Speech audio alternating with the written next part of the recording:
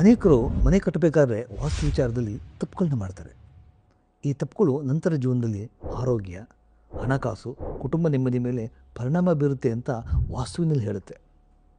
ಅವು ಯಾವುವು? ನಾನು ನಿಮಗೆ ವಿವರವಾಗಿ ಹೇಳ್ತೀನಿ. ಎಲ್ರಿಗೂ ಮನೆ ಕಟ್ಟುವಂಥ ಆಲೋಚನೆ ಬರೋದು ಸಹಜ.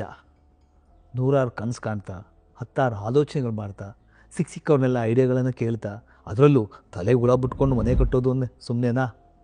ಅದು ನಮಗೆ, ನಮ್ಮ ಕುಟುಂಬಕ್ಕೆ ಒಳ್ಳೆಯದಾಗಲಿ, ನಮ್ಮ ಮುಂದಿನ ಪೀಳಿಗೆ ಅಲ್ಲಿಂದ ಶುರುವಾಗಲಿ ಅನ್ನೋದೇ ಎಲ್ಲರ ಆಸೆ ಅಲ್ವಾ? ಅದ್ರ ಜೊತೆಗೆ ವಾಸ್ತು ಮತ್ತು ಪ್ಲ್ಯಾನ್ ಹಾಕ್ಸೋದು ಏನು, ಎಲ್ಲಿ ಅನ್ನೋದು ಮನಸ್ಸಲ್ಲಿ ಸುಳಿಯುತ್ತೆ.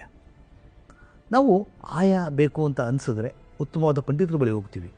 ಇಲ್ಲ, ನನಗೆ ಒಂದು ಉತ್ತಮವಾದ ವಾಸ್ತು ಮತ್ತು ನಮ್ಮ ರಿಕ್ವೈರ್ಮೆಂಟು ಎಲ್ಲ ಫುಲ್ಫಿಲ್ ಆಗುವಂಥ ಪ್ಲ್ಯಾನ್ ಅಷ್ಟೇ ಸಾಕು ಅಂತ ಅನಿಸಿದ್ರೆ ಇಂಜಿನಿಯರ್ ಬಳಿ ಹೋಗ್ತೀವಿ. ಅಲ್ಲಿ ಹೋಗಿ ಒಂದು ಪ್ಲ್ಯಾನ್ ಹಾಕಿಸ್ತೀವಿ. ಆಗ ನಾವು ವಾಸ್ತುವಿನಲ್ಲಿ ಕೆಲವು ವಿಚಾರಗಳಲ್ಲಿ ಏನೇನು ತಪ್ಪುಗಳಿದೆ ಅನ್ನೋದು ಮನೆ ಕಟ್ಟೋಲ್ಲಿ ಗೊತ್ತಾಗಬೇಕು. ಹಾಗಾಗಿ ನಾನು ಇಂದು ವಾಸ್ತುವಿನಲ್ಲಿ ಏನೇನು ತಪ್ಪುಗಳಿದೆ ಅನ್ನೋ ವಿಚಾರವಾಗಿ ಒಂದು 10 ತಪ್ಪುಗಳನ್ನ ಮೆನ್ಷನ್ ಮಾಡಿ ನಿಮ್ಗೆ ಹೇಳ್ತಾ ಇದ್ದೀನಿ ಮತ್ತು ಅದರ ಪರಿಹಾರವನ್ನು ಸರಳವಾಗಿ ವಿವರಣೆಯೊಂದಿಗೆ ನಿಮ್ಮ ಮುಂದೆ ತರ್ತಾ ಇದ್ದೀನಿ. ಈ ವಿಡಿಯೋ ನೋಡಿ ಇಷ್ಟವಾದರೆ ಲೈಕ್ ಮಾಡಿ, ಶೇರ್ ಮಾಡಿ, ಸಬ್ಸ್ಕ್ರೈಬ್ ಮಾಡಿ. ಸ್ನೇಹಿತರೆ, ಈ ವಿಡಿಯೋನ ಶುರು ಮಾಡೋಕ್ಕಿಂತ ಮುಂಚೆ ಎಷ್ಟು ಜನ ವಾಸ್ತು ನಂಬ್ತೀರಾ ಅಥವಾ ನಂಬಲ್ಲ ಅನ್ನೋದು ನನಗೆ ಗೊತ್ತಿಲ್ಲ.